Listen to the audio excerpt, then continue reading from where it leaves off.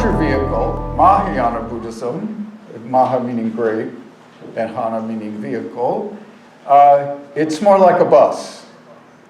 From LA to San Francisco, there's still rules of the road, but they're a little different. There's an effort involved, but it's a little different. But when you get to San Francisco, everybody gets there. The whole bus gets there. So that's kind of interesting. Then Zen Buddhism is like taking an airplane from Los Angeles to San Francisco. There are rules of the flight, yeah, but there's no road, no map. One just does it, and everybody arrives in San Francisco at the same time. So the metaphor maybe falls apart at a certain point, but there are some real qualities that one might experience if you train really in one kind of way, the Zen way or this Mahayana way or this Hinayana way, smaller vehicle. Now, when the Buddha had his enlightenment, it was so deep, it was so clear, he did not think it was possible to teach. It was too subtle, and he wasn't compelled to teach. He also didn't think people could get it. And at that time in India, many people were teaching religions. They were teaching religions which involve gods, revelations and miracles, and his teaching was just going to be, oh, it's all in your mind. You already have everything you need. And at that time, many teachers were saying, my teaching is the only way, everybody else's teaching is wrong. So there was that kind of thinking, and Buddha was not interested in doing anything like that. Could not see the value. The legend is he had a dream, and a Brahmin appeared to him and said, some people in this world have less ignorance. So if you teach them, they'll actually get the point and be able to practice. And then for the people who are really distracted and not so clear, teach them this very simple practices. When they do those practices, they become clearer. And once they've matured, and I would say once they've grown up a little bit, then teach them how to wake up. In my kind of personal experience, it felt like, oh, I've got to grow up first before I'm going to be able to wake up. And there are kind of subtle differences. Now, sometimes you're waking up as you grow up, and sometimes you're growing up as you wake up. So don't worry about, oh, is this waking up or growing up? But it's this tri-mind that sort of connects all of this stuff like a single thread through all of these different jewels. In the first section in the small vehicle, there's three teachings that are correct and hold up. And I won't spend a lot of time on those today. They've been talked about a lot, and you might be already familiar with them. But they are impermanence, impurity, and non-self. So impermanence is usually pretty easy to get. Things change. And if we're willing to accept things changing, we don't suffer so much. So the Buddha's teaching on impermanence is if you look deeply into impermanence, you realize, oh, that's how everything happens. That's also wonderful. You know, a teenager doesn't become an adult except for the teenager to disappear and for the adult to appear. When we plant food, you know, the seeds have to disappear for the corn to appear, and then for the whole corn cob to appear. So normally we think of impermanence as, oh, I'm going to lose my family, I'm going to lose my life, I'm going to lose my job or my car. This impermanence is a drag. But yeah, that is possible. But that's also how the new job appears. It's also how we grow. It's also just the nature of the world we're in. Buddha's experience was not a miracle in the sense that something happened miraculously. He just paid attention to what was happening and then saw into the nature of suffering and then how to get rid of suffering. The short summation of that is life is suffering. We create that suffering. So since we create it, we can uncreate it. And the way to uncreate it is the Eightfold Path. So that would all be in the working this out for myself Buddhism. Looking into impermanence, looking into impurity.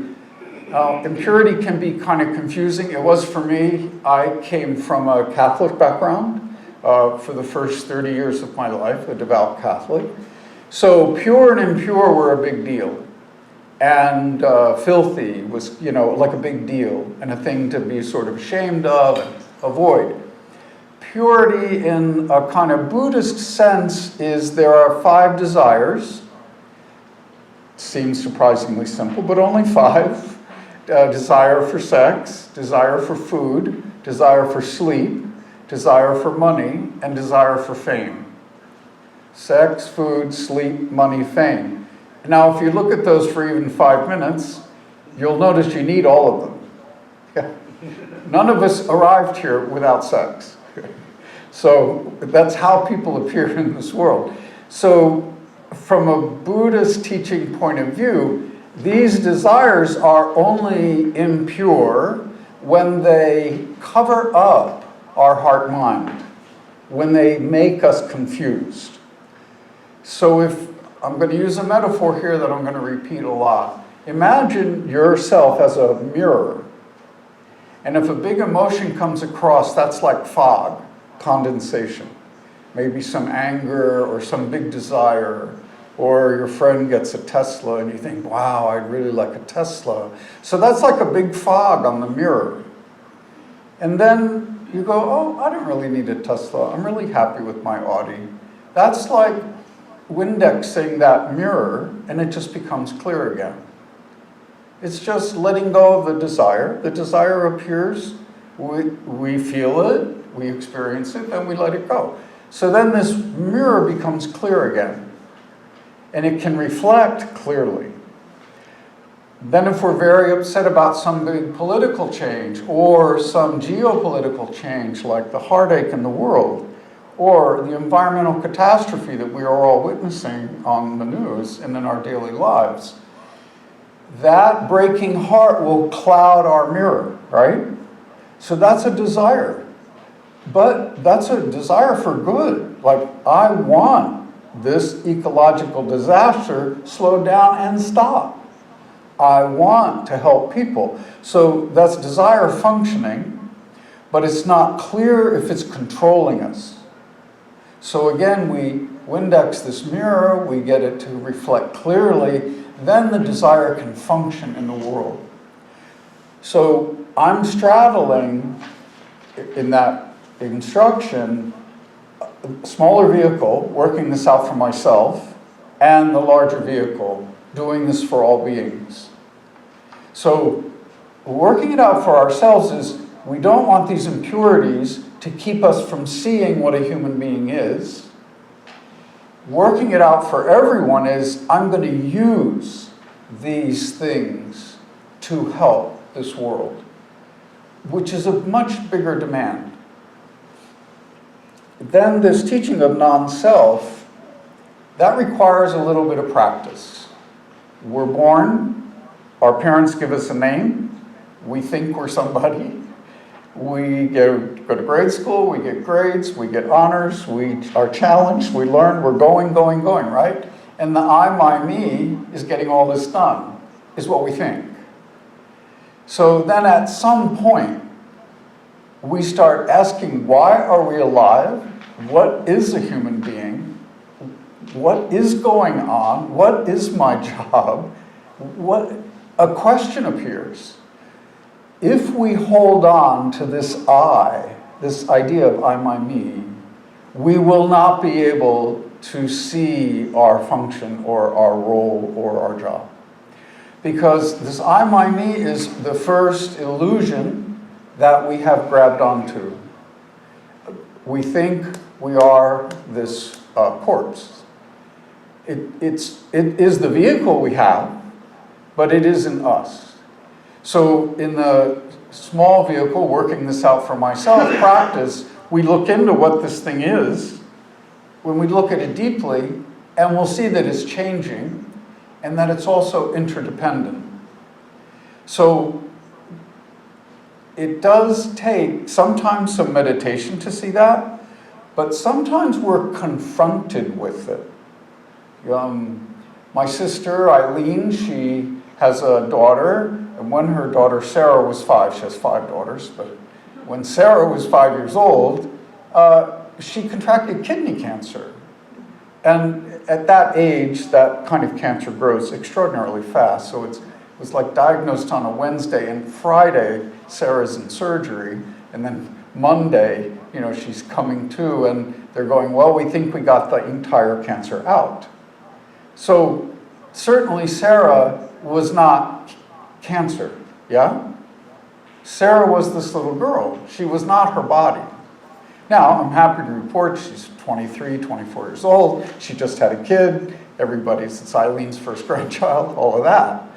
But if Sarah thought, and if Eileen thought, oh, Sarah is her kidney, that's a tragic loss. The one kidney's gone.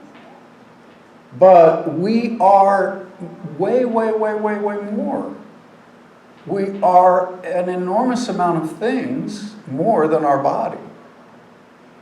And just to make that point, Sarah's 20-something, now she's a mother. She has I think, 5-month-old baby. So she's this extraordinary person doing all of these things. She's certainly more than her body, yeah? And also, she had no control. This kidney cancer appears. Causes and conditions changed. So then medical science, she had great health insurance, etc., she lives. Many, many people may have contracted that kind of cancer at that very young age, and they did not survive. So causes and conditions are constantly changing. That's how our bodies appear, and our bodies will disappear, slowly or quickly, in part or in whole. That's non-self. So if we can let go of this illusion of a I, my, me, then we can see more clearly our role. We can see more clearly a human being's job. So the working it out for myself teachings, those first 3, impermanence, impurity, and not self. This big vehicle, working it out for everybody. Now I'm going to have to use my notes here a little bit. So insight into existence and non-existence of all dharmas. Don't be too confused by all that fancy language. So dharma is just truth.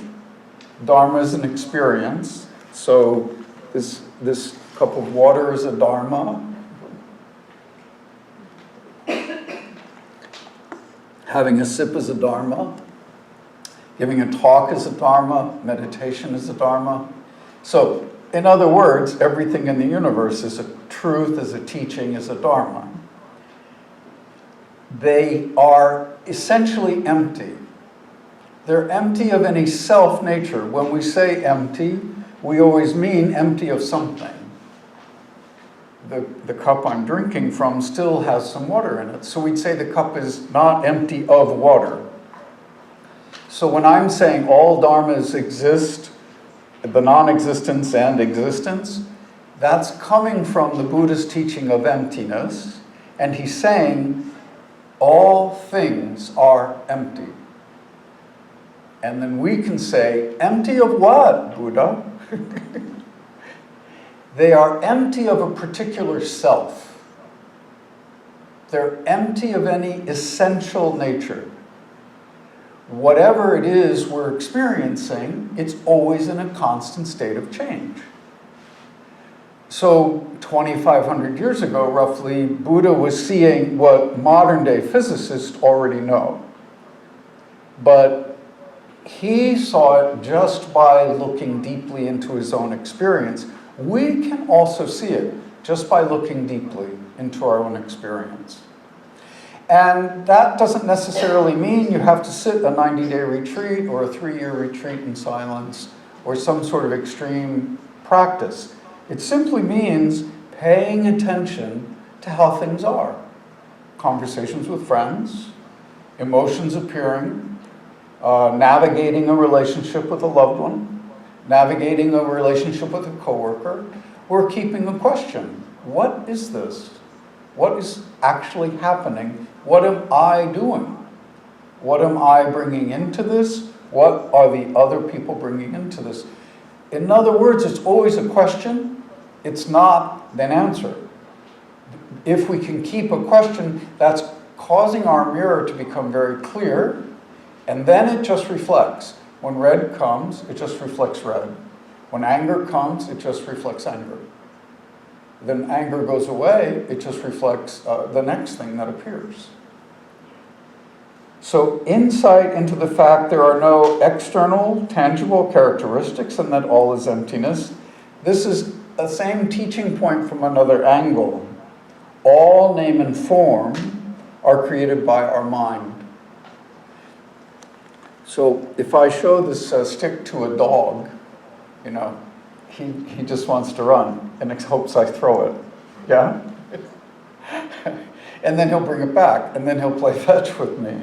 If I show it to a cat, he won't be the least bit impressed, you know? Or if there's a crow in the tree outside and I hold up my stick, the crow has no reaction, yeah? So the crow, the cat, the sky, the tree, they don't attach to name and form. So they are not suffering. The tree doesn't suffer. But we have a name, this stick, this body, this robe, this group, this church. So we have name and form. If we attach to name and form, then we suffer. Because someday the stick will disappear, someday this robe will disappear, this body will disappear. And if I'm attached to it, I'll suffer, and I'm kind of attached to it. Yeah, I mean, I'm going to suffer a certain amount, and then I'm going to let it go, because I've seen the futility of holding on. I mean, the joke is on me, right? I've created this thing, now I'm clinging to it. And if I don't create it, there's nothing to cling to. So that's this second teaching. All these external characteristics are empty. They're just name and form. They're all made in our consciousness. So we can let go of that and relax. And then the carpet is gray, the table is wood, the bell is dark. Then it's just our experience, yeah? So then the fourth teaching, third is insight into existence, emptiness, and the middle way. So this, once you take on the first three things I've mentioned, that's the path of emptiness.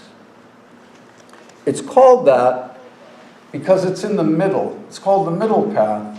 Way over here, everything exists is considered an extreme. Everything exists independent of anything else, all by itself. That's considered an extreme view.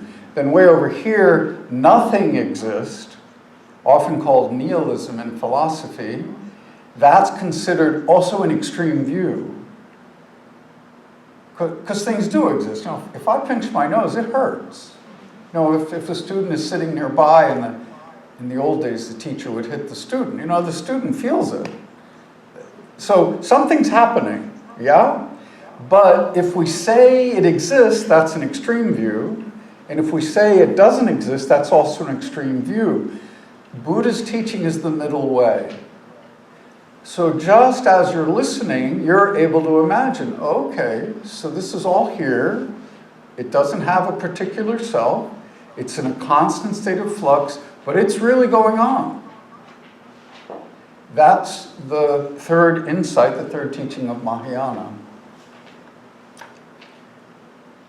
This fourth, insight into the true aspect of all phenomenon. Everything is empty, and the emptiness itself is the absolute. So since everything is empty, everything is the absolute, that's truth, so that sound is true. The table is true. The water in the cup is true. The beautiful graphic on the wall is true. We live in a truth world. And our senses are showing it to us all the time. There's nothing not true in this world. Now, if my like-dislike mind appears like a fog on that mirror, I don't like something, I don't think it's true. Yeah. Notice the difference now, I'm thinking. Someone might lie to me. Well, it's true that they lied, but I don't know. Like someone I trust lies to me, I can only trust, yeah? But if I attach to name and form, then I follow that lie. So I can trust, but not follow speech. So we trust without attaching to name and form. So Monday somebody lies to me, coworker, supervisor, politician, take your pick. Tuesday, you find out they're lying. Well, if you didn't attach to the name and form the first day, then there's not so much suffering the second day. Oh, something changed. Changing. That's the nature of being alive. So Monday it's true. They say A, B, and C. And then Tuesday you learn A, B, and C are not true. Okay, A, B, and C are not true. So moment by moment by moment, we're in a constant state of change. By not attaching to name and form, then we don't suffer. So what we're not losing is our center, our don't know center, which is our direct experience of this world. You already have that. When it arrives when we're born.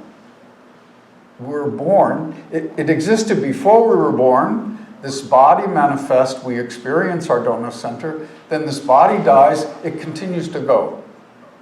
That's our true nature. It never was born, so it doesn't die. It's not controlled by opposites. We think something was born. Like in my story, Sarah was born. Sarah was 5, now she's 22. Yeah, that's a story. I'm thinking about that. And I know Sarah, yeah, that's all a story. It's not true, but it isn't the whole truth. Sarah's true nature has always existed. Her body appears, then her body disappears, her true nature continues to exist. That's the same for all of us. So what is that? If you hear that and you see this, that's that point. That's this fifth insight, the mutual interpenetration of all phenomenon. That's like space. We think about space and the weather changes.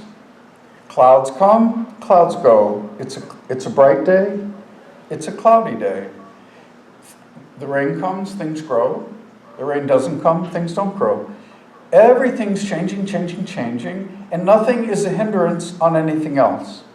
And sometimes when we walk in nature, this will hit us. And it'll completely stop our thinking. Just the beauty and the harmony, the trees, the leaf, the ground, the dog, the air, the bird, everything is complete. Nature teaches this over and over and over. And when we let that teaching in, our heart-mind completely stops and just feels love. Just feels compassion. Nature is teaching this all the time. The blue sky teaches us this. But we don't trust it. And then we want a little more. Or we think, well, what about those politicians? They're ruining this environment. So now that's a story. Can we just return? Yeah, and I'm not saying that's not true. I'm not suggesting 8 billion people on the planet aren't fundamentally shifting the climate patterns. However, nature is still showing us. None of this is separated out. So if we can trust that teaching, coming from nature, that clears our mirror again. And that our heart-mind becomes a clear mirror and we're able to reflect. We're able to reflect again. So 6, the insight which sees that phenomena themselves are the absolute. Everything becomes truth. We live in a truth world. And so now, with this very clear mirror, we just reflect the truth.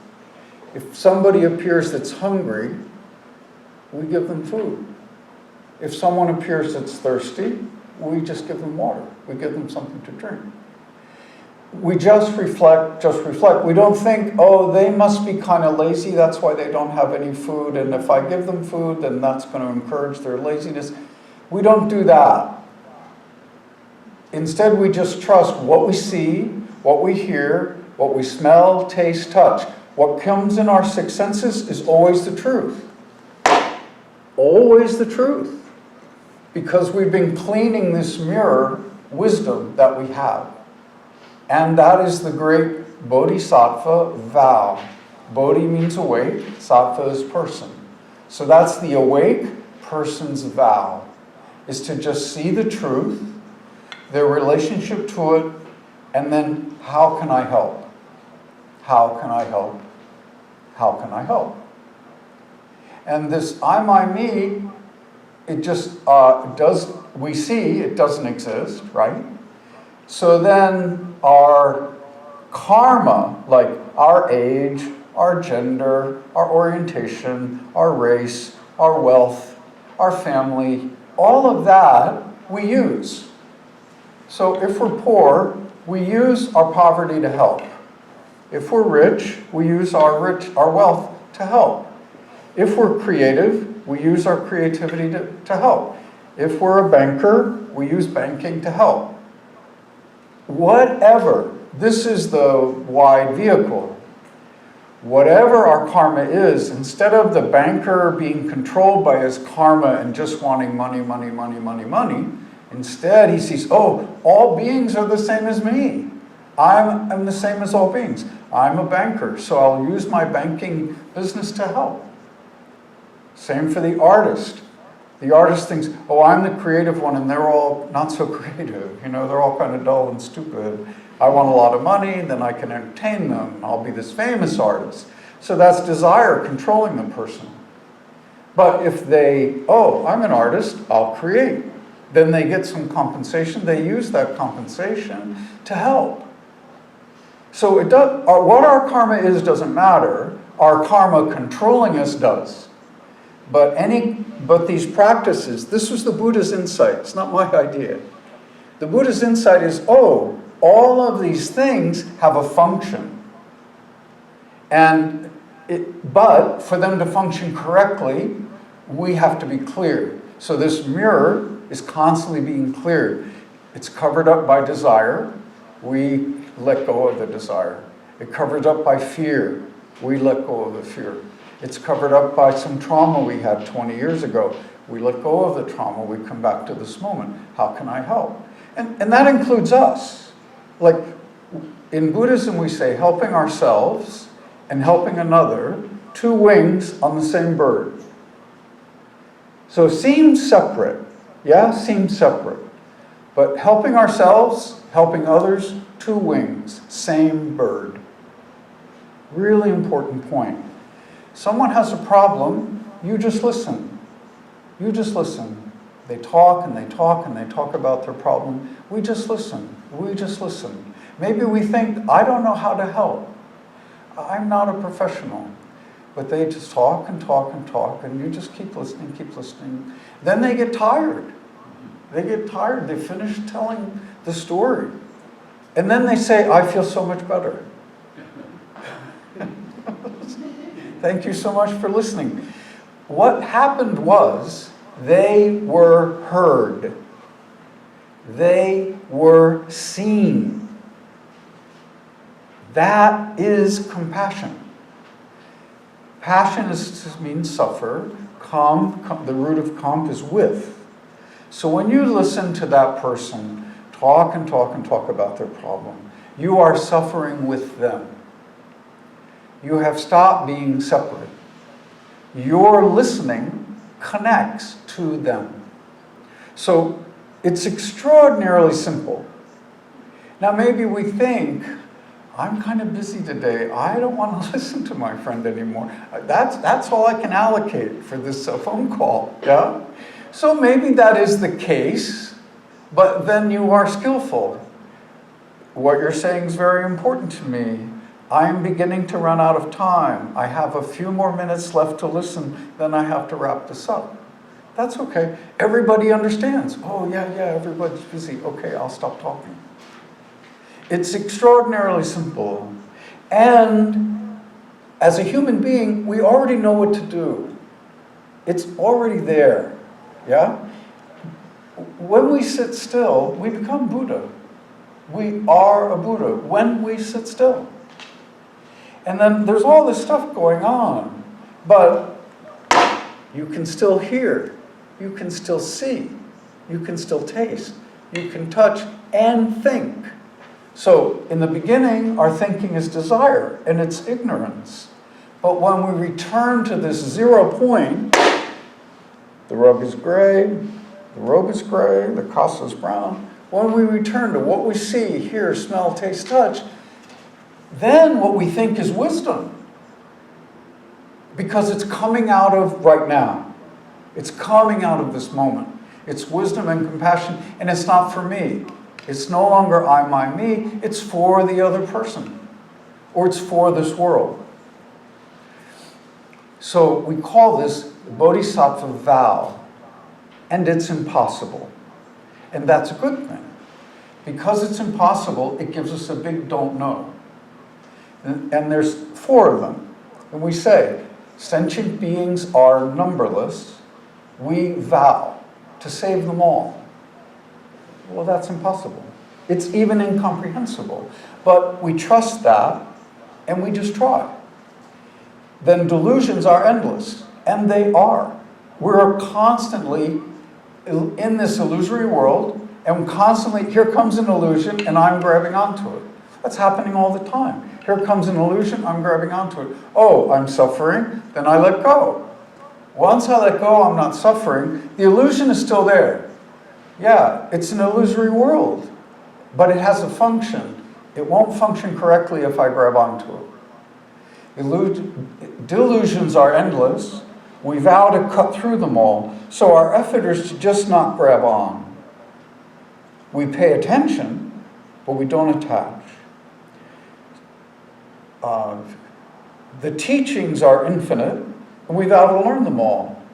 So teaching isn't just like somebody up here in a robe yakking away. It's also when we meditate, and we see our mind create, let go, let go, let go. We see a change. I feel really bad 5 minutes ago. Now I feel remarkably good. 5 minutes later, I feel remarkably bad. We're a constant river of things changing. That will never change. So those things are all teaching us. That's endless. That's also incomprehensible. What we're doing is making our heart-mind wide and having the courage to do that. So the phone rings, we try it. We answer. You know, we have a chore to do, we go do the chore. There's an obstacle. There's a traffic jam. There's a flat tire. We're in the checkout line. Somebody can't find their checkbook. You know, moment by moment by moment, there's obstacle after obstacle. What do? Can we accept things as they are? What is the correct function of waiting in line? So this clear mirror, it just reflects. It just reflects, so this is what it's like now. And then lastly, the Buddha way is inconceivable. We vow to attain it. So all of these intellectual ideas are empty. They're not the truth. The temperature of this room, that's the truth. Yeah? The light coming through the windows, that's the truth. That's what we're starting with. None of this is even important. It's kind of a waste of time. If we attach to it, it's a waste of time. Now, no wonder the Buddha thought, people aren't going to buy this. I'm basically selling them something and then telling them to throw it away. But that's his point. If we attach to any thinking, any idea, any intellectual construct, we will suffer. So he's using teaching and intellectual constructs to help us let go of every intellectual idea we have. And instead, just use those ideas when they're needed, and then not touch them when they're not.